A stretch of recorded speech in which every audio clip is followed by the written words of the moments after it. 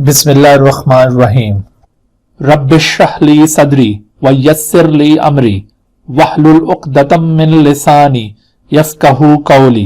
बिस्मिल्लाहिर्रहमानिर्रहीम। अस्सलाम वालेकुम dear students, welcome in live interactive session of federal board biology. इसमें हम चैप्टर 1 डिस्कस कर रहे हैं और ये चैप्टर जो नया करिकुलम फेडरल बोर्ड में अभी अडॉप्ट किया है 2024 करिकुलम इसे कहा जा रहा है और ये करिकुलम इसका एग्जाम होना है अभी 2025 के अंदर। तो उस करिकुलम के ऊपर न्यू बुक्स आपने देखा है कि आ चुकी है मार्केट में और फेडरल बोर्ड के जो बच्चे हैं वो इन्हीं न्यू बुक्स को फॉलो कर रहे हैं। तो इस न्यू बुक के अंदर पहला चैप्टर सेल्स एंड सब सेलुलर ऑर्गेनेल है। आज इस सिलसिले का लेक्चर नंबर 3 हम स्टार्ट करने जा रहे हैं और इस लेक्चर में जिन चीज़ों के मुतालिक हमने कवर करना है, यानी हमारे जो SLO इस लेक्चर के अंदर कवर होने जा रहे हैं उसमें एक ही SLO है, अभी ये पूरी तरह से कवर नहीं होगा। देखिए ये जो न्यू करिकुलम है ना उसके अंदर SLOs को इस तरह से नंबरिंग की हुई है। तो ये डॉक्यूमेंट आपको फेडरल बोर्ड की वेबसाइट पे भी मिल जाएगा, मैं खुद भी आप लोगों को शेयर कर दूंगा। और चूंकि फेडरल बोर्ड ने इन SLOs में से एग्जाम लेना है तो आप लोग SLOs को साथ साथ फॉलो करते जाएंगे कि हम लोग जो चीज़ें पढ़ रहे हैं क्या उससे वो SLO कवर हो रहा है। और ये जितनी भी रेफरेंस बुक्स हैं जैसे कि ये नेशनल बुक फाउंडेशन की बुक आप लोग ज़्यादातर यूज़ कर रहे होते हैं, इसके अलावा और भी मार्केट में दूसरे पब्लिशर्स की बुक्स मौजूद हैं, तो वो सारी बुक्स इन SLOs को कवर कर रही होती हैं। ठीक है, उनके अंदर इन SLOs के ऊपर ही सारा कंटेंट मौजूद होता है। तो आप रेफरेंस के लिए कोई भी बुक ले सकते हैं, लेकिन ज़्यादा मैं आपको रिकमेंड करूंगा जो मेरी अपनी बुक है जिसमें मैं भी शामिल हूँ, नेशनल बुक फाउंडेशन की बुक, तो आप वो फॉलो कीजिएगा। तो आपने साथ साथ इन SLOs को अपने ग्रिप करते जाना है, आपने देखते जाना है कि क्या हमारा जो टॉपिक है वो SLOs को कवर कर पा रहा है कि नहीं। तो हमने SLO को मुख्तलिफ एंगल से स्टडी करना है क्योंकि फेडरल बोर्ड ने ये कहा है कि भाई हम एग्जाम बुक से नहीं लेंगे, एग्जाम बुक बेस्ड नहीं होगा बल्कि वो SLO बेस्ड होगा। तो आपको जब ये स्टूडेंट लर्निंग आउटकम SLO में बार बार बोली जा रहा हूँ तो कुछ बच्चों के जहन पर ये थोड़ा सा ग्राह गुजर रहा होगा। तो SLO याद रखें, ये स्टूडेंट लर्निंग आउटकम। तो हम जो भी टॉपिक कवर करेंगे कि क्या वो टॉपिक सारे उस SLO को कवर कर पा रहे हैं या नहीं, आपने इस बात को जरूर देखते जाना है। ठीक है ना, तो हम इंशाल्लाह अपने एक्सपीरियंस की बेसिस के ऊपर आपको उस SLO के मुतालिक हर चीज से आगाह करेंगे। इंशाल्लाह जब आप एग्जाम के अंदर अपीयर होंगे तो आप बहुत कंफर्टेबल फील कर होंगे। तो आज का हमारा ये जो लेक्चर है इसमें हम जिस SLO को कवर करने जा रहे हैं, अगरचे वो पूरा तो कवर नहीं होगा लेकिन कुछ हिस्सा उसका कवर होगा। ये SLO की वर्डिंग है कि compare and contrast the working of light microscope and electron microscope with focus on resolution and magnification and live versus dead tissue। ठीक है ना, ये सारी चीजें आपको पता होनी चाहिए, ये स्टूडेंट लर्निंग आउटकम है। अब इनको अंडरस्टैंड करने के लिए बुक के अंदर कंटेंट मौजूद है, सही है, लेकिन वो बुक का कंटेंट भी स्टैटिक होता है, वो बड़ा महदूद सा होता है, वो बोल नहीं रहा होता ना, तो आपको इस वजह से किसी अच्छे गाइड की भी जरूरत पड़ती है। ठीक है, तो ये हमारा जो प्लेटफॉर्म है गार्डियंस एकेडमी, अल्हम्दुलिल्लाह इसके ऊपर आपको ये सारी गाइडेंस हासिल होगी। हाँ जी, तो इसमें आज का हमारा जो लेक्चर है, इस लेक्चर के लर्निंग ऑब्जेक्टिव्स ये होंगे, हमने इंशाल्लाह कोशिश करनी है कि by the end of this lecture हम इस काबिल हो सकें कि जो रेजोल्यूशन और मैग्निफिकेशन का कॉन्सेप्ट है वो बिल्कुल क्लियर हो जाए हमारे माइंड में। ठीक है, इसके अलावा माइक्रोस्कोपी क्या होती है और इसकी टाइप्स को हम आइडेंटिफाई करने में कामयाब हो जाएं, क्योंकि SLO की डिमांड है कि आपको लाइट और इलेक्ट्रॉन माइक्रोस्कोप और उसकी वर्किंग का पता हो। ठीक है, तो माइक्रोस्कोपी और उसकी टाइप्स को इंट्रोड्यूस करवाने के बाद आपको लाइट माइक्रोस्कोप और उसका वर्किंग प्रिंसिपल आज समझाएंगे। और इसके साथ साथ आपको ये भी बताएंगे कि जब आप लाइट माइक्रोस्कोप यूज कर रहे होते हैं तो लाइट माइक्रोस्कोप बेसिकली ये एक किस्म की कंपाउंड माइक्रोस्कोप होती है, तो उसकी मैग्निफिकेशन कैसे कैलकुलेट की जाती है इस चीज को भी एड्रेस करेंगे हम जी। तो ये हमारे लर्निंग ऑब्जेक्टिव्स हैं आज के लेक्चर के। So let's start the lecture. हाँ जी बेटा, तो इसमें देखिए सबसे पहला जो कॉन्सेप्ट हम डिस्कस करना चाह रहे हैं वो कॉन्सेप्ट क्या है, वो है मैग्निफिकेशन एंड रेजोल्यूशन। दो चीजें हमने कवर करनी है, मैग्निफिकेशन एंड रेजोल्यूशन। हाँ जी, तो सबसे पहले हम बात करते हैं रेजोल्यूशन से, स्टार्ट लेते हैं। What is resolution? Resolution,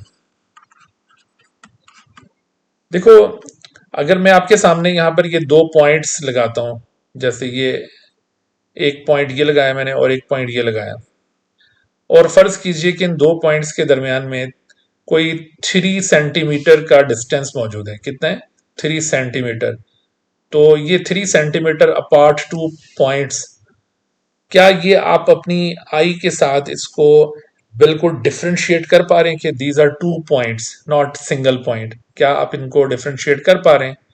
exactly exactly, कोई इसमें डाउट नहीं होना चाहिए। ठीक है, ये बिल्कुल वाजे तौर पर ये आपको डिफरेंशिएट हो रहे हैं।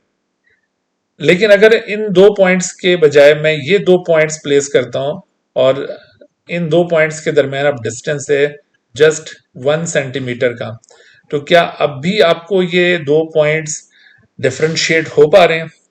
क्या इनको अलग अलग पॉइंट के तौर पर आप रिकग्नाइज कर रहे हैं? तो एग्जैक्टली मेरा ख्याल है कि आप कर रहे होंगे, क्योंकि मैं आपसे काफ़ी बड़ी उम्र का हूँ और मुझे हो रहा है, तो आप माशाल्लाह यंग, आपकी आई साइट ज़्यादा बेहतर होगी, तो ये आप कर रहे हैं। ठीक है ना, यानी एक जो नॉर्मल ह्यूमन बीइंग है जिसकी आई साइट कमज़ोर ना हो वो, ठीक है, तो ऐसी सूरत में उसको ये डिफ्रेंशिएट हो रहे होंगे। इसी तरह से अगर मैं आपसे ये कहता हूँ कि भाई ये दो पॉइंट्स हैं जिनके दरमियान अब जस्ट 1 मिलीमीटर का डिस्टेंस मौजूद है। 1 मिलीमीटर, 1 सेंटीमीटर में कितने मिलीमीटर होते हैं पता है भाई? 1 centimetre is equal to 10 millimetre. Well done.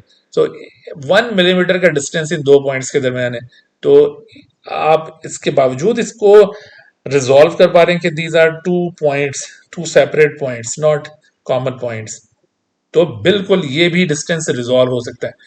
Even अगर दो पॉइंट्स उनके दरमियान अगर 0.1 मिलीमीटर का डिस्टेंस भी हो, तो नेकेड आई से ये भी 2 सेपरेट पॉइंट के तौर पर रिकग्नाइज होते हैं। ठीक है, ये 0.1 मिलीमीटर का डिस्टेंस एट 25 सेंटीमीटर। 25 सेंटीमीटर का मतलब कि हम अगर 25 सेंटीमीटर के फासले से इसको अगर देख रहे हो, तो 0.1 मिलीमीटर का डिस्टेंस हम अपनी नेकेड आई से, जिसकी आई साइट बिल्कुल ठीक हो, ठीक है, कमजोर आई साइट वाले की बात नहीं कर रहा मैं, तो जिसकी आई साइट बिल्कुल ठीक है, तो वो 25 सेंटीमीटर के डिस्टेंस पर रहते हुए 0.1 मिलीमीटर डिस्टेंस वाले दो पॉइंट्स को इजीली डिफरेंशिएट कर सकता है।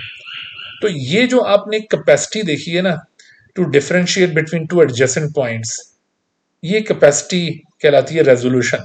ठीक है, इस कैपेसिटी को क्या कहते हैं? Resolution. Resolution can be defined as, आपको मेरे ख्याल में ये पॉइंट समझ में आ गए होंगे, इसको हम डिफाइन करते हैं। What is resolution?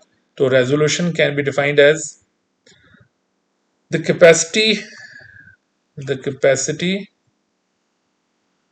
Capacity of an optical instrument. देखो हमारा जो आई है ना, ये एक ऑप्टिकल इंस्ट्रूमेंट है। The capacity of an optical instrument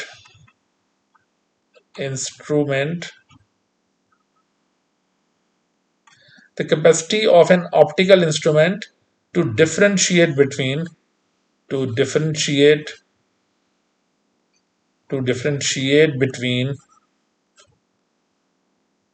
two adjacent points। बल्कि इसको ना थोड़ा सा और इसमें चेंज करना चाहिए, इसको लिखना चाहिए द मिनिमम कैपेसिटी। ठीक है, सिर्फ ये कैपेसिटी नहीं बल्कि द मिनिमम कैपेसिटी, क्योंकि दो पॉइंट्स के दरमियान अगर दो पॉइंट, एक पॉइंट लाहौर में और एक पॉइंट इस्लामाबाद में, तो डेफिनेटली वो डिफरेंशिएट होगा ना कि दो पॉइंट है। तो मिनिमम कैपेसिटी की कम से कम जो कैपेसिटी है दो पॉइंट के दरमियान डिफरेंशिएट करने की, उसे कहते हैं रेजोल्यूशन पावर। ठीक है, the minimum capacity of an optical instrument to differentiate between two adjacent points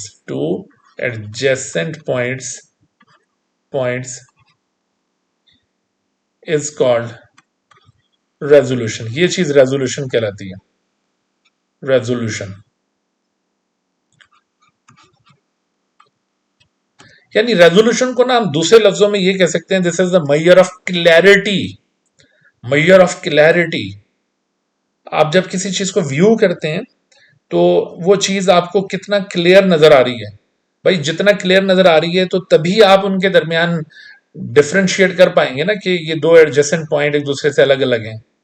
अगर वो क्लियर नजर ही नहीं आ रहा, आपकी क्लैरिटी सही नहीं है, तो इसका मतलब है कि आप उसको रिजॉल्व नहीं कर पा रहे होंगे। तो इसको दूसरे लफ्जों में मैयर ऑफ क्लैरिटी भी कहा जाता है। This is a measure of clarity of an optical instrument. कि भाई कोई ऑप्टिकल इंस्ट्रूमेंट जैसे कि कोई लेंस लेंस जो भी होगा ना वो ऑप्टिकल इंस्ट्रूमेंट कहलाएगा। जैसे हमारी आई के अंदर भी लेंस मौजूद होता है। Measure of clarity of an optical instrument, कि वो ऑप्टिकल इंस्ट्रूमेंट कितना क्लियर करके आपको व्यू प्रोवाइड कर रहे हैं। जैसे आजकल ये मुख्तलिफ किस्म की स्क्रीन आप देखते हैं ना, जैसे मोबाइल फोन आपके पास है, आप लैपटॉप पे इस वक्त कोई ये लेक्चर व्यू कर रहे हैं, तो इस तरह से ये जितनी भी स्क्रीन होती हैं, all these screen also have certain degree of resolution. आप ये देखें इन स्क्रीन्स की रेजोल्यूशन चेक करें अपने गैजेट्स की प्रॉपर्टीज में, तो आपको वहां पर रेजोल्यूशन नजर आएगी कि भाई इसकी इतनी रेजोल्यूशन है। रेजोल्यूशन का मतलब मैयर ऑफ क्लैरिटी। तो आपके पास ये जो मुख्तलिफ गैजेट्स होते हैं, electronic gadgets like mobile phones या टैबलेट्स या फिर ये लैपटॉप्स वगैरह, तो आप देखते हैं इनमें से बाज की जो स्क्रीन क्वालिटी है वो इतनी ज़बरदस्त है कि आपको बहुत ही साफ सुथरा इमेज नज़र आ रहा होता है उसके ऊपर, बहुत ही क्लियर इमेज नज़र आ रहा होता है। और कुछ केसेस में ये ब्लर्ड सा नज़र आ रहा होता है, इमेज साफ सुथरा नज़र नहीं आ रहा होता। तो ये रेजोल्यूशन है ये, यानी resolution not only can be defined as the minimum capacity of an optical instrument to differentiate between two adjacent point। ये अपनी जगह पर दुरुस्त डेफिनेशन है, बल्कि आप इसको यूं भी कह सकते हैं कि this is the measure of clarity of an object of an optical instrument.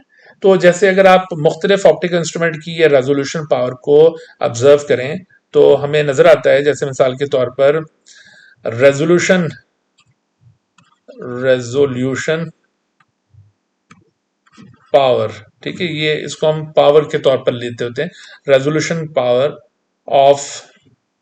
तो उसमें हम अगर मुख्तलिफ चीज़ों की रेजोल्यूशन पावर देखें, मसलन of human naked eye, human naked eye, इसकी रेजोल्यूशन पावर कितनी है। इसी तरह से इसको हम कंपेयर करें with any other optical instrument such as microscope. ये जो माइक्रोस्कोप्स होती हैं ये भी ऑप्टिकल इंस्ट्रूमेंट्स हैं, लाइक लाइट माइक्रोस्कोप। अभी हम आगे माइक्रोस्कोप्स पढ़ेंगे। तो light microscope is one of the kind of microscope. तो इसकी रेजोल्यूशन पावर कितनी है, माइक्रोस्कोप। और इसी तरह से another microscope is electron microscope. ये दो मेजर काइंड की माइक्रोस्कोप्स आमतौर पर यूज की जाती हैं। इलेक्ट्रॉन माइक्रोस्कोप, तो इसकी रेजोल्यूशन पावर कितनी है। हाँ जी, तो अगर आप ये ह्यूमन नेकेड आई की रेजोल्यूशन पावर ऑब्जर्व करते हैं तो हमें, जैसे अभी मैंने आपको बताया कि ह्यूमन नेकेड आई की रेजोल्यूशन पावर है 0.1 मिलीमीटर। 0.1 मिलीमीटर, 0.1 मिलीमीटर को अगर माइक्रोमीटर में मैं कन्वर्ट करूं तो कितना होगा माइक्रोमीटर में, do you know. Micrometre is smaller unit of than millimetre. तो ये माइक्रोमीटर में ये 0.1 मिलीमीटर कितना होगा, this is equal to 100 micrometre. याद रखो भाई ये कितना के बराबर है, 100 माइक्रोमीटर के बराबर है। तो ह्यूमन नेकेड आई की रेजोल्यूशन पावर 0.1 मिलीमीटर और 100 माइक्रोमीटर है। But if you observe the resolution power of light microscope, you will surprise that it will be approximately 0.2.0 sorry 0.2 micrometre. हाँ 0.2 माइक्रोमीटर होगी, बिल्कुल सही है, क्योंकि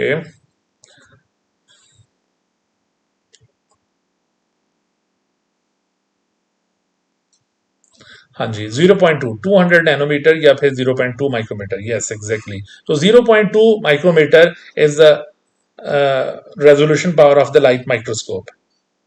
आप ह्यूमन नेकेड से इसको कंपेयर करें, कहां पर ये 100 माइक्रोमीटर और ये कहां 0.2 माइक्रोमीटर। तो इलेक्ट्रॉन माइक्रोस्कोप की रेजोल्यूशन पावर कितनी होती है? ये रेजोल्यूशन पावर तकरीबन कोई 0.5 नैनोमीटर से लेकर ये कोई 0.2 नैनोमीटर तक है। नैनोमीटर ये माइक्रोमीटर से भी छोटा यूनिट है। तो आपके ख्याल में मुझे ये जरा बताइए कि ये जैसे जैसे हम ह्यूमन नेकेड आई से इलेक्ट्रॉन माइक्रोस्कोप की तरफ गए, तो आपके ख्याल में रेजोल्यूशन पावर इंक्रीज होती गई है या डिक्रीज होती गई है? What do you think? 0. ये आप इस माइक्रोमीटर वाले यूनिट को ले लें, 100 माइक्रोमीटर टू 0.2 माइक्रोमीटर, और फिर यहां पर आप आ जाएं तो यहां पर तो इवन माइक्रोमीटर से भी छोटा यूनिट नैनोमीटर आ गया। तो आप क्या समझ रहे हैं भाई कि क्या ये रेजोल्यूशन पावर इंक्रीज हुई है या ये रेजोल्यूशन पावर डिक्रीज हो गई है when you move from human एक्ड to electron microscope? Sir increase हो रही है। Increase sir. Very good. This resolution power is being increase gradually. जैसे जैसे आप अच्छे से अच्छा ऑप्टिकल इंस्ट्रूमेंट यूज कर रहे हैं। अच्छा, यहां पर बड़ी कंफ्यूजन होती है, बात बची ये समझते हैं कि शायद ये 0.1 मिलीमीटर एक बहुत बड़ा है यूनिट और इसके मुकाबले 0.2 माइक्रोमीटर तो बहुत छोटा है, तो रेजोल्यूशन पावर कम हो गई है। कम नहीं हुई बल्कि बढ़ गई है। यानी अब आप लाइट माइक्रोस्कोप की मदद से कम डिस्टेंस को रिजॉल्व करने के काबिल हो गए हैं, जो कि नेकेड आई से नहीं कर पा रहे थे। बिल्कुल ऐसे ही इलेक्ट्रॉन माइक्रोस्कोप के जरिए और कम डिस्टेंस को रिजॉल्व करने के काबिल होते जा रहे हैं। So actually resolution power is being increase when you use more sophisticated type of optical instrument, क्योंकि नेकेड आई के मुकाबले में ये लाइट माइक्रोस्कोप और electron microscope are more sophisticated instruments. तो रेजोल्यूशन का आपको आइडिया होता जा रहा है। देखो, अच्छा, रेजोल्यूशन के बारे में थोड़ा सा और मैं एक्सप्लेन करूंगा, उसके बाद हम आगे बढ़ते हैं। देखो, रेजोल्यूशन जो होती है ना, ये डिपेंड कर रही होती है सोर्स ऑफ इल्यूमिनेशन के ऊपर। इसको थोड़ा सा आपने ये याद रखना है कि resolution actually depends upon resolution depends upon depends upon source of illumination. Illumination का मतलब क्या भाई? टू ब्राइटन समथिंग, इल्यूमिनेशन यानी किसी चीज को रोशन करना, ये इल्यूमिनेशन कहलाएगा। जैसे हम आमतौर पर अपने ऑब्जेक्ट को कब देख पाते हैं? जब वो रोशन होता है, ब्राइटन होता है, उस वक्त देख पाते हैं, या जब वो डार्क में रखा होता है उस वक्त देख पाते हैं? देखने का असूल क्या है? आप कब किसी भी ऑब्जेक्ट को व्यू कर पाते हैं? When it is in the dark, वो और ब्राइटन होता है। और व्हेन इट इज ब्राइटन। तो ब्राइटन हो, देखो मैंने अभी देखो अपने आप को दिखाने के लिए बहुत सारी लाइटें अपने आसपास जलाई हुई हैं। अगर ये लाइट्स बंद हो जाएं तो मैं नजर ही नहीं आऊंगा आपको। तो इसका मतलब है कि जो सोर्स ऑफ इल्यूमिनेशन है वो इस तरह की विजिबल लाइट हो सकती है, या फिर विजिबल लाइट के बजाय आजकल बीम ऑफ इलेक्ट्रॉन्स को भी यूज किया जाता है। तो जो रेजोल्यूशन होती है ना किसी भी ऑप्टिकल इंस्ट्रूमेंट की, वो डिपेंड कर रही होती है कि उस ऑप्टिकल इंस्ट्रूमेंट में आपने सोर्स ऑफ इल्यूमिनेशन कौन सा यूज किया है। अगर आपके पास जो लाइट माइक्रोस्कोप यूज हो रही है, मिसाल के तौर पर जैसे लाइट माइक्रोस्कोप है, तो उसकी अगर हम रेजोल्यूशन पावर निकालें, क्योंकि नेकेड आई में भी बेशक लाइट माइक्रोस्कोप विजिबल लाइट ही यूज हो रही होती है, लेकिन नेकेड आई की जो रेजोल्यूशन है वो एक लिमिटेड कैपेसिटी तक है।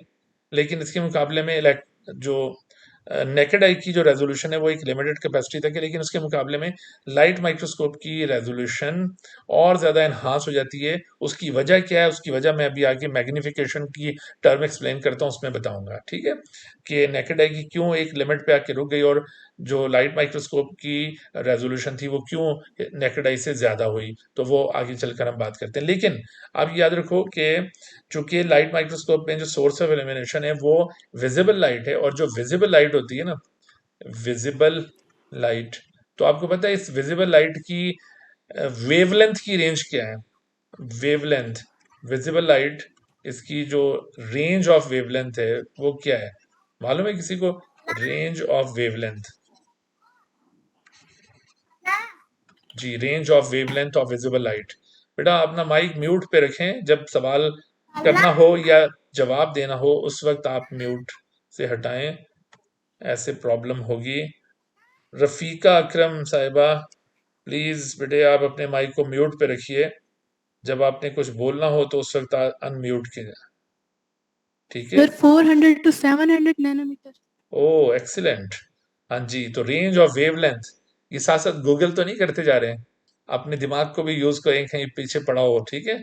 ऐसा ना हो कि आप बैठ के वहां पर फौरन से ठक आंसर, ऐसे नहीं करना, ठीक है।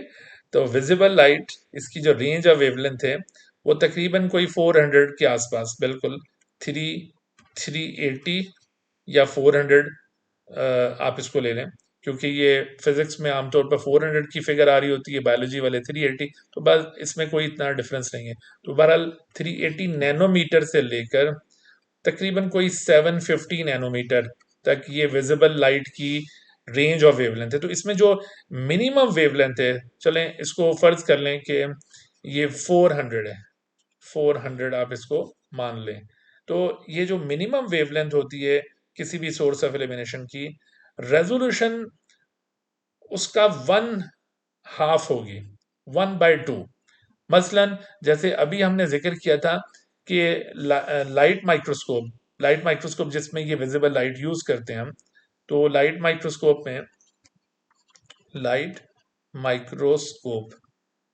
इसमें आप विजिबल लाइट यूज करते हैं ना, तो इसकी मैंने जो रेजोल्यूशन पावर बताई थी, रेजोल्यूशन पावर वो कितनी बताई थी अभी, that resolution power was 0.2 micrometre बोला था ना मैंने, 0.2 माइक्रोमीटर। और अगर इसको नैनोमीटर्स में कन्वर्ट करें, 0.2 माइक्रोमीटर को नैनोमीटर्स में कन्वर्ट करें, तो ये नैनोमीटर्स में ये फिगर बनती है 200 नैनोमीटर। तो आप देख रहे हो कि 200 nanometer is 1/2 of the minimum wavelength of the source of illumination. ये मिनिमम वेवलेंथ तकरीबन कोई 400 नैनोमीटर है। तो रेजोल्यूशन पावर इस लाइट माइक्रोस्कोप की जिसमें ये विजिबल लाइट यूज हो रही है as a source of illumination, तो वो है 200 नैनोमीटर, ठीक है। इसी तरह से इलेक्ट्रॉन माइक्रोस्कोप, जिसके अंदर बीम ऑफ इलेक्ट्रॉन को यूज किया जाता है, अभी हम आगे इसकी कंस्ट्रक्शंस देखेंगे दोनों माइक्रोस्कोप्स की। तो बहरहाल इसके अंदर source of illumination electron microscope के अंदर वो क्या है, वो है बीम ऑफ इलेक्ट्रॉन। इस माइक्रोस्कोप में बीम ऑफ इलेक्ट्रॉन यूज किया जा रहा है। तो इसकी रेजोल्यूशन पावर ये इस लाइट माइक्रोस्कोप की रेजोल्यूशन पावर से कहीं ज्यादा है। उसकी वजह यह है कि जो बीम ऑफ इलेक्ट्रॉन होता है उसकी वेवलेंथ बहुत शॉर्ट है। उसकी वेवलेंथ बाय द वे क्या है, तो बीम ऑफ इलेक्ट्रॉन, 1 नैनोमीटर। हाँ जी 1 नैनोमीटर। तो बीम ऑफ इलेक्ट्रॉन्स, तो इस बीम ऑफ इलेक्ट्रॉन की वेवलेंथ, जो मिनिमम वेवलेंथ है, वेवलेंथ वो तकरीबन है 1 नैनोमीटर। और इसी वजह से इलेक्ट्रॉन माइक्रोस्कोप की रेजोल्यूशन पावर वो 0.5 नैनोमीटर, मैंने अभी आपको बताया ना, 0.5 nanometer, 0.5 nanometer would be the resolution power. ये ऊपर मैंने लिखी थी रेजोल्यूशन पावर, यहाँ पे नोट करते हैं इसको जी। तो इसकी रेजोल्यूशन पावर कितनी है, 0.5 नैनोमीटर। और कुछ अभी जो और लेटेस्ट इलेक्ट्रॉन माइक्रोस्कोप्स आई हैं, तो उसमें ये रेजोल्यूशन पावर को और इम्प्रूव किया गया है, वो 0.5 से और ज्यादा रिजॉल्व करने की सलाहियत रखती है, 0.2 नैनोमीटर तक। तो आपने नोट किया कि भाई ये जो रेजोल्यूशन होती है डिपेंड कर रही होती है सोर्स ऑफ एलिमिनेशन की वेवलेंथ के ऊपर, और इसका रिलेशन उसके साथ क्या होता है कि resolution power is equal to 1/2 of the wavelength of resolution source of elimination, ठीक है। इस पॉइंट को याद रखिएगा। अच्छा, now come to the magnification. Another term is the magnification. If you want to increase the resolution, ठीक है, अगर आप रेजोल्यूशन को बढ़ाना चाहते हैं, तो ऐसी सूरत में फिर आपको मैग्निफिकेशन बढ़ानी होगी। मैग्निफिकेशन बढ़ाने से रेजोल्यूशन टू सम एक्सटेंट बढ़ती है, ठीक है। ऐसा नहीं है कि रेजोल्यूशन मैग्निफिकेशन पे मुसलसल डिपेंड करेगी, बल्कि अगर आप चीज़ों को मैग्नीफाई करें तो to some degree resolution will also be improve.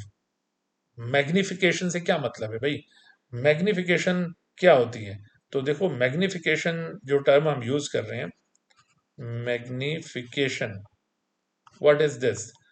So magnification is the capacity of an optical instrument. इसको आप डिफाइन करेंगे, the capacity of an optical instrument. यहां पर भी ऑप्टिकल इंस्ट्रूमेंट की टर्म हम यूज करेंगे, ठीक है। The capacity of an optical instrument.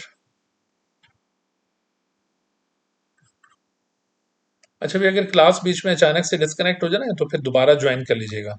ये आपकी बायोलॉजी वाली क्लास की इसी लिंक के ऊपर डेली हुआ करेगी, और ये लिंक चूंकि पेड नहीं है तो ये 40 मिनट के बाद इस वजह से डिस्कनेक्ट हो जाता है। बाकी हमारी जो 2 क्लासेस चल रही हैं 9th और फर्स्ट ईयर की, वो पेड लिंक्स हैं, तो उनके ऊपर वो बाकी क्लासेस चल रही हैं, ठीक है। तो ये बायोलॉजी के लिए आप इसके ऊपर आ जाया करें।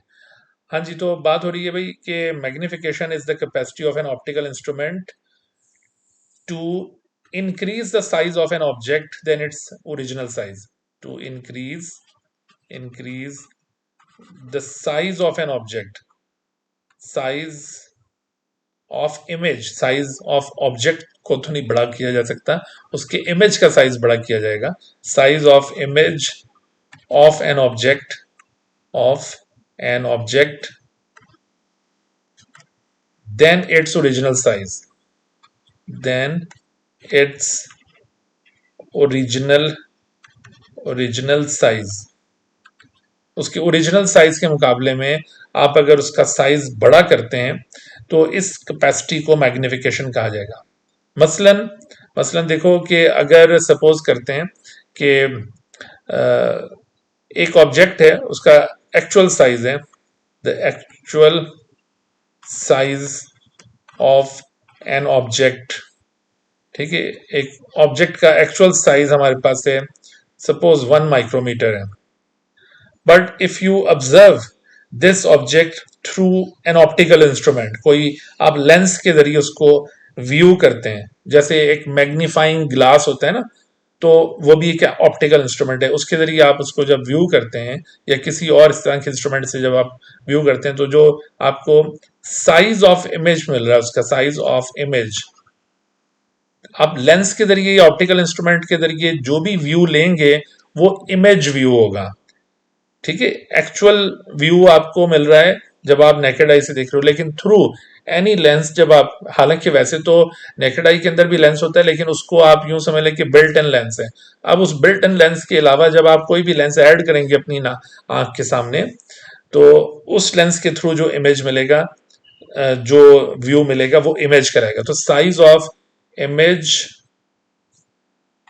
अगर आपको ये मिलता है सपोज 10 माइक्रोमीटर, या आपको मिलता है 100 माइक्रोमीटर, ठीक है, तो जो भी आपको ये साइज ऑफ इमेज मिलता है, तो ये आपने देखा कि उस ऑप्टिकल इंस्ट्रूमेंट ने एक्चुअल साइज के मुकाबले में साइज ऑफ इमेज को बढ़ा कर दिखाया। तो हम इसको मैयर कैसे करेंगे कि भाई कितना बढ़ा कर दिखाएं? तो इसकी मैयरमेंट इस तरह से होती है कि इसको हम नंबर ऑफ टाइम्स में मैयर करते होते हैं, ठीक है। नंबर ऑफ टाइम्स में इसकी मैयरमेंट नंबर ऑफ टाइम्स में की जाएगी। measurement is done in number of times, ठीक है, नंबर ऑफ टाइम्स।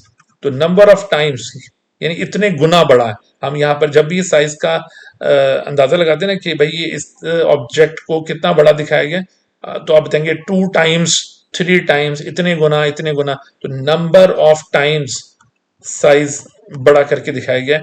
तो इस तरह से आप इसको मैयर करते हैं। तो ये नंबर ऑफ टाइम्स के लिए यहाँ पर हम एक सिंबल यूज करेंगे, दैट इज एक्स। हम यहाँ पर लिखेंगे एक्स, यानी मिसाल के तौर पर अगर 1 माइक्रोमीटर का साइज 10 माइक्रोमीटर में नजर आ रहा है, तो आप कैलकुलेट करें कि 1 के मुकाबले में 10 कितने गुना बढ़ा है, कितने टाइम्स बढ़ा है। तो ऑब्वियसली ये 10 टाइम्स बढ़ा है। ये बहुत आसान होता है इसको निकालना कि कितने टाइम्स बढ़ा है। वो कैसे कि आपने ये जो साइज ऑफ इमेज है उसको रखना है ऊपर, और जो एक्चुअल साइज उसको रखना है नीचे, एक फ्रैक्शन बनानी है। तो जब आप इस फ्रैक्शन को सॉल्व करेंगे तो आंसर क्या आएगा? 10/1 मीन्स 10। तो ये 10x इज द मैग्निफिकेशन, ठीक है। x इससे पहले लगाओ या इसके बाद लगाओ, आपको दोनों लिटरेचर में मिलेगा। कहीं पर ये मैग्निफिकेशन x 10 लिखी मिलेगी और कहीं पर ये मैग्निफिकेशन 10x लिखी हुई मिलेगी। तो इससे कोई हर्ज नहीं है। आप ये बस इस x का कॉन्सेप्ट याद रखें कि x का मतलब है नंबर ऑफ टाइम्स। जैसे मैंने शो किया कि अगर 1 माइक्रोमीटर का ऑब्जेक्ट 10 माइक्रोमीटर में नजर आया है ऑप्टिकल इंस्ट्रूमेंट के जरिए, तो इसकी मैग्निफिकेशन कितनी होगी, इसके अंदर कितनी कैपेसिटी है कि वो इमेज के साइज को बड़ा करके दिखा सके देन ओरिजिनल साइज। तो इसकी कैपेसिटी है 10 टाइम्स। ओके, तो इसी तरह से अगर कोई 100 टाइम्स बड़ा करके दिखाए तो उसकी कैपेसिटी कहलाएगी 100 टाइम्स, तो उसकी वैल्यू 100x कहलाएगी। ठीक है, तो ये होती है मैग्निफिकेशन। अच्छा, मैग्निफिकेशन को आप इस तरह से भी डील कर सकते हैं। देखें, magnification is the number of times larger an image of an object than its real size। असल साइज के मुकाबले में कितना लार्जर दिखाया जा रहा है। तो ये बेसिकली एक किस्म की एक रेशो क्वांटिटी है। रेशो रेशो जो होता है ना, वो इस तरह से एक फ्रैक्शन होती है बेसिकली। इसमें हम दो क्वांटिटीज को यूं कंपेयर कर रहे होते हैं। रेशो एक कंपैरेटिव क्वांटिटी है। मैथमेटिक्स की टर्म्स में बात कर रहा हूँ, हालांकि मैं बायोलॉजी से ताल्लुक रखता हूँ। ठीक है, बस ये थोड़ा थोड़ा टूटा फूटा मैथ्स आपको बता रहा हूँ, आपका मैथ्स ज्यादा अच्छा होगा। तो ये एक इस तरह की रेशो क्वांटिटी है जिसमें एक क्वांटिटी को दूसरी क्वांटिटी से हम कंपेयर कर रहे होते हैं।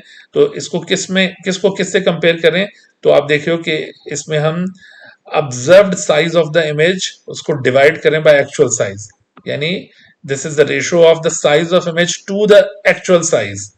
इसको आप दूसरे लफ्जों में क्या बयान करेंगे, the ratio of size of image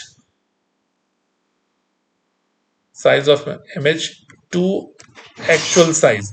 जब भी इस तरह से कोई रेशो क्वांटिटी एक्सप्रेस की जाती है ना, तो उस रेशो क्वांटिटी को एक्सप्रेस करते हुए आप जिस क्वांटिटी को पहले एक्सप्रेस कर रहे होते हैं, जैसे साइज ऑफ इमेज, उसको न्यूमरेटर के तौर पर लिया जाता है, यानी फ्रैक्शन में ऊपर रखा जाता है। और जो सेकंड क्वांटिटी होती है इस एक्सप्रेशन के अंदर, that is the actual size, उसको डिनोमिनेटर में रखा जाता है। और इस तरह से ये फ्रैक्शन बनाई जाती है। तो magnification is the ratio of size of image to the actual size. उसको आप इस तरह से एक्सप्रेस करेंगे कि magnification is equal to observed size of the image divided by actual size. और जो वैल्यू आएगी आपके पास, उसको किस यूनिट में शो करेंगे भाई, बताएं। यूनिट क्या होगा? हाँ भाई, सर यूनिट नहीं होगा, एक्स के साथ उसे तो रिप्रेजेंट करेंगे। एक्स ही तो यूनिट है।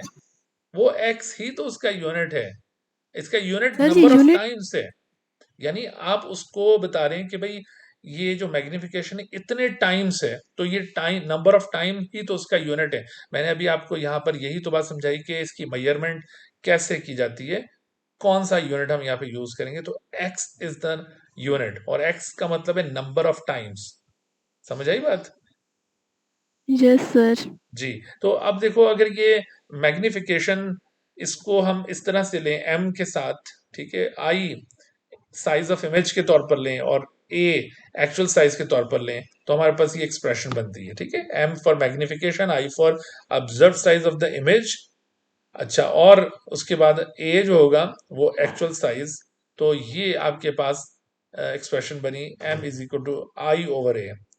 अच्छा, अब हम इस मैग्निफिकेशन से मजीद एक्सप्रेशंस भी निकाल सकते हैं। मसलन अगर आपको इन तीन में से, ये तीन चीजें हो गई ना, मैग्निफिकेशन, इमेज साइज और एक्चुअल साइज, तो अब इन तीनों में से कोई दो हमें पता हो तो तीसरी को निकाला जा सकता है। आपने इसके लिए ये ट्रायंगल को याद रखना है। ठीक है, आपको अगर तीन में से दो पता है तो एक को आप कैलकुलेट कर सकते हैं। तो ये ट्रायंगल को ज़हनशीन कर लें। ये ट्रायंगल क्या है भाई? आई ओवर एम इंटू ए। यानी अगर आपने एम कैलकुलेट करना है तो आई ओवर ए हो जाएगा, अगर आपने ए कैलकुलेट करना है तो आई ओवर एम हो जाएगा, और अगर आपने आई कैलकुलेट करना है तो एम इंटू ए हो जाएगा। देखो ये बहुत आसान हो गया, ये ट्रायंगल को जहन नशीन कर लें। या फिर अगर ये जहन में नहीं बैठता तो सिंपली ड्राइव कर लें। ड्राइव कैसे करेंगे भाई? देखो आप इसको याद कर लें, m is equal to I over a. अच्छा, अगर ये आई कैलकुलेट करना हो तो ऐसी सूरत में हमें ये ए को यहाँ पर इसके साथ लेकर जाना पड़ेगा और एम को इसकी तरफ लेकर आना पड़ेगा। तो इस तरह से ये I इज इक्वल टू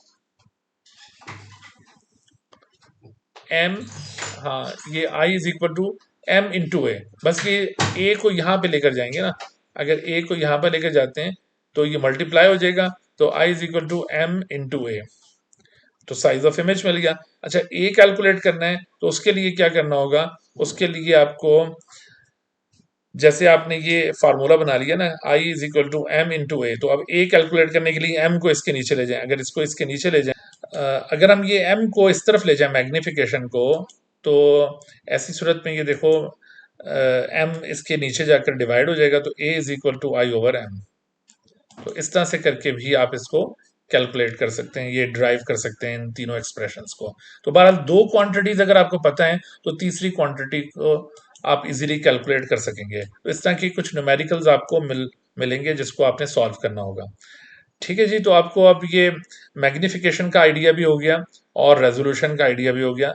तो हम रेजोल्यूशन को टू सम एक्सटेंड मैग्निफिकेशन के जरिए इंक्रीज कर सकते हैं, लेकिन एक हद तक, क्योंकि आपने साथ देखा था कि resolution also depends upon the wavelength of the source of illumination. ऐसा नहीं है कि आप चीज़ मैग्नीफाई करते चले जाएं लेकिन वो एक डिग्री तक आपको साफ नजर आएगी, उसके बाद ब्लर हो जाएगी, तो वो फर्दर आपको रिजॉल्व नहीं हो सकेगी। ठीक है, हाँ जी, तो ये रेजोल्यूशन और मैग्निफिकेशन एक एस्पेक्ट हो गया। अब हम आते हैं माइक्रोस्कोपी की तरफ। तो माइक्रोस्कोपी क्या है? तो microscopy, term microscopy, the use of microscope to view the objects which cannot be seen by the naked eye is called microscopy। तो माइक्रोस्कोप उसकी डेफिनेशन अलग है, माइक्रोस्कोपी की डेफिनेशन अलग है। हम यहाँ पर माइक्रोस्कोपी को पहले डिफाइन कर रहे हैं। ठीक है, द यूज ऑफ, इसको डिफाइन कैसे करेंगे, use of microscopes, microscopes to view the objects, to view the objects that cannot be seen by, that cannot be seen, that cannot be seen by naked eye। देखो naked eye की एक limit थी ना, naked eye एक limit से ज्यादा हमें चीजों को रिजॉल्व नहीं करवा के दे रही थी। तो हमने नेकेड आई की रेजोल्यूशन को एनहांस करने के लिए क्या किया, हम माइक्रोस्कोप यूज कर रहे हैं ताकि हम नेकेड आई वाली वो जो रेजोल्यूशन एक लिमिट पे आके रुक गई थी, हम उस रेजोल्यूशन को एनहांस कर लें। तो इस वजह से मैंने कहा था कि रेजोल्यूशन मैग्निफिकेशन के जरिए टू सम एक्सटेंट उसको एनहांस किया जा सकता है, लेकिन उसकी एक लिमिट होगी, बहुत ज़्यादा एनहांस नहीं किया जा सकेगा। तो microscope, this is the instrument which is use to determine the magnification, yeah, which is used to magnify the object is called microscope, and the use of microscope to view the objects that cannot be seen by the naked eye, this is known as the microscopy। ठीक है भाई, microscopy microscope के use को कहा जाता है, और इसी से हम माइक्रोस्कोप की डेफिनेशन को भी निकाल सकते हैं।